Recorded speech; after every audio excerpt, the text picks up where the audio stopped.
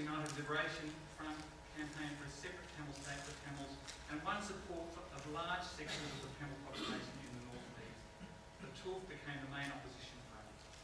In 1979, the Prevention of Terrorism Act, that's already been mentioned, was passed, giving far-reaching powers to the armed forces, enabling them to imprison people without charging them. Now, I'm just conscious of time constraints, so I'm just going to very quickly rush through the last few decades, which was a deterioration, basically, in increasing violence. In 1987 to 90, the Indian peacekeeping force came in, occupied the north of the island for some time, but was not effective in keeping the peace at all. In fact, got involved in a war with the LTTE. At that time, the Sri Lankan government and the LTTE joined in a partnership to fight against the Indian peacekeeping force, and basically they succeeded in getting rid of the Indian peacekeeping force. In the 90s, the LTTE basically established a civil administration in large parts of it, particularly in the north of the island, and functioned as a de facto state. The war continued. There was a number of efforts at ceasefire agreements, but they didn't actually continue. And we get to 2009 when the Sri Lankan army defeated the LTTE militarily. Just in conclusion, very quickly, since independence, what's happened is that Tamils have increasingly felt alienated and second-class citizens. It's been a systematic discrimination through things such as the Sinhalese-only legislation. And we make an assumption by some people in governments, not only in Sri Lanka but also here, that all Tamils are terrorists.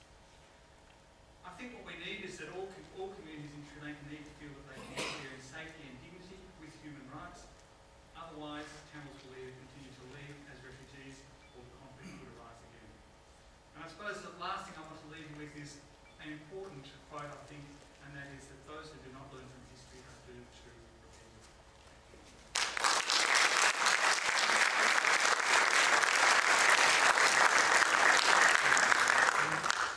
Thanks very much, David. Our next speaker is Associate Professor Rowan Baston. Rowan is Associate Professor in Anthropology at Deakin University. He's been working on Sri Lanka since he did his doctoral research and has published many articles since then.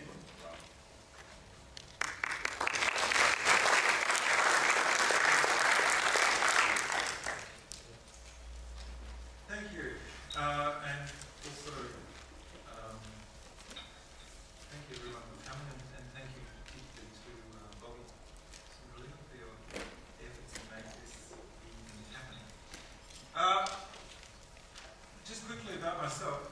Yes, I've been working in Sri Lanka as an anthropologist since 1984. I first went there to do field work in July of 1984, and I spent 9 months in Badikala. I went to study Hindu temples, and so that took me into the Tamil areas of Sri Lanka. After seeing Sinhalese friends in Badikala assassinated by the Tigers, as well as Tamil friends killed by the security forces, and also having some misadventures myself, I relocated to the west coast, and I did research about 80 kilometres north of Colombo in a town called Chilau. Since that time, I was there all up about 2 years. I spent a year living just south of Kalutara, in the Western Province, doing research on the relationship between Catholicism and Buddhism, something that my time in Chilau interested me in. More recently, I've been doing research on urbanisation in Colombo in the late 1990s. That introduced me to the joys of travelling by bus in Colombo. But not simply the joys of travelling by bus in Colombo, the joys of travelling by bus in Colombo, waiting at any moment for the bus to blow up. This is something that I repeated in 2008, during which time a friend of a friend was indeed blown up on a bus just outside Viliundala. In 2008, I was back in Sri Lanka doing research in Kaparagama. For me, very much the holy grail of my research interests, as those of you who know Sri Lanka and know Sri Lankan religion will know Kaparagama. Now, I've had Tamil friends killed, Sinhalese friends killed, friends of friends killed, people tortured.